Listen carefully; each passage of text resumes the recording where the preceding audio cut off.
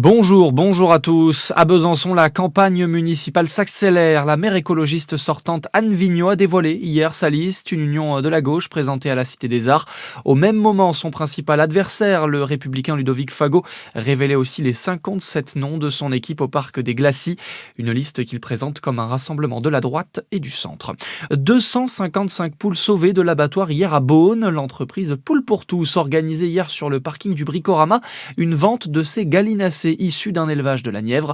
Depuis 8 ans, ce n'est pas moins de 500 000 poules qui ont été sauvées par cette entreprise qui les vend 7 € pièce. La justice frappe une nouvelle fois après la vaste opération policière du début de semaine. 4 trafiquants de drogue ont été placés en détention provisoire à Lons-le-Saunier après le coup de filet mené lundi dans le quartier des Ménil-Pasteur à Dole. Plus d'une dizaine de personnes avaient été interpellées par la BRI et le RAID lors du démantèlement de ce point de deal important du secteur. Les 4 mis en cause seront jugés début avril. 3 autres trafiquants ont déjà été condamnés à des peines allant jusqu'à 18 mois de prison. Dans le reste de l'actualité, face aux calomnies qui le visent, il a le sens de l'État. Réaction ce matin de l'avocat de Jacques Lang après la démission de l'ancien élu de l'Institut du monde arabe. L'ex-ministre de la Culture est dans la tourmente après les révélations dans le dossier Jeffrey Epstein. Jacques Lang et sa fille sont visés par une enquête du parquet national financier.